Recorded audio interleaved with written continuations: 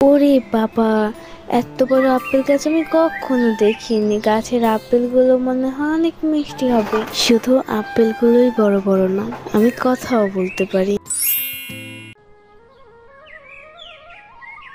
মা মা আমার না অনেক আপেল খেতে ইচ্ছে করছে।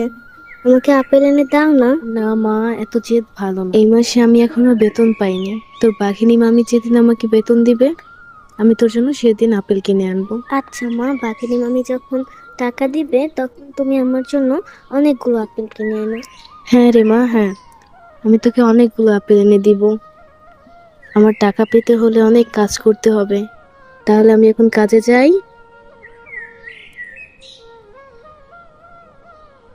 মা তো কাজে চলে গেল, এখন আমি একা একা কি করব?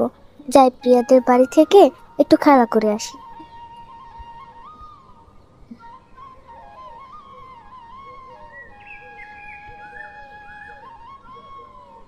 প্রিয়া প্রিয়া, তুই কি করছিস?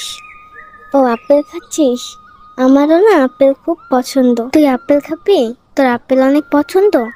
দাঁড়া, আমি আমার মায়ের কাছে বলে তোর জন্য আপেল নিয়ে আসি। আচ্ছা, আপেল পরে খাবো, এখন চল আমরা খেলা করি। আচ্ছা চল, তাহলে আমরা খেলতে যাই, আজকে আমরা অনেক মজা করব। প্রিয়া, বাইরে কে এসেছে? এই, তুই এখানে? তোকে আমি কতবার নিষেধ করেছি তুই আমাদের বাড়িতে আসবি না। আর আপেল, তুই কি আপেল খেতে চেয়েছিস? তুই কি জানিস আপেলের কত মূল্য? চোখে দেখেছিস কখনো আপেল? চলে যা এখনই আমাদের বাড়ি থেকে। মা, তুমি ওর সাথে এরকম খারাপ আচরণ কেন করছো? আরে মা, তুই বুঝবি না, ওরা গরিব। ওর মা মানুষের বাসায় কাজ করে। আন্টি, অনেক শুনেছি, এবার চুপ করুন, আমি আপনাদের বাসা থেকে চলে যাচ্ছি। আমার মায়ের ব্যাপারে আমি কোনো বাজে কথা শুনতে পারি না। আমি আর কখনো আসবো না আপনার মেয়ের কাছে।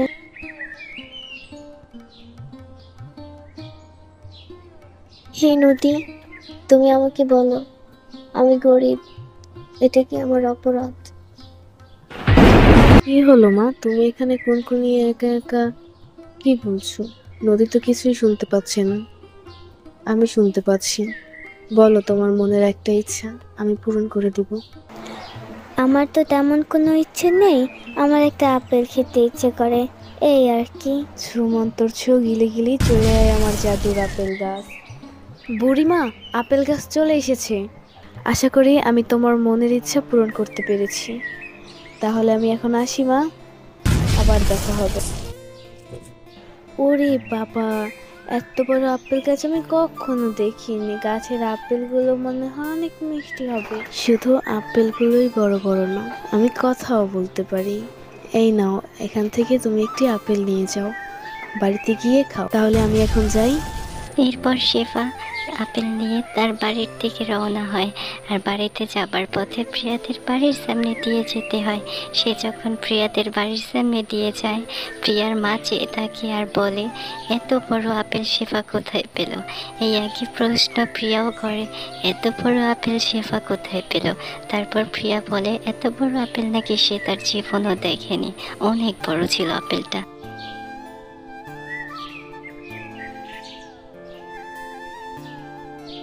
কি রে মা, আমি সেই কখন বাড়িতে ফিরেছি।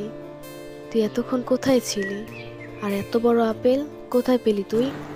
মা, আপেলের গল্পটি আপেল খেতে খেতে তোমাকে বলবো, এখন আমি ভিউয়ার্সদের বলতে চাই, তোমরা একটি লাইক দিয়ে চ্যানেলটি সাবস্ক্রাইব করে রেখো, যেন নতুন নতুন ভিডিও ছাড়ার পরে তোমরা খুব তাড়াতাড়ি পাও। তোমরা আমাদের পাশে থাকো, আমাদেরকে সাপোর্ট করো, যেন তোমাদের সহযোগিতায় আমরা আরও নতুন নতুন ভিডিও বানাতে উৎসাহ পাই।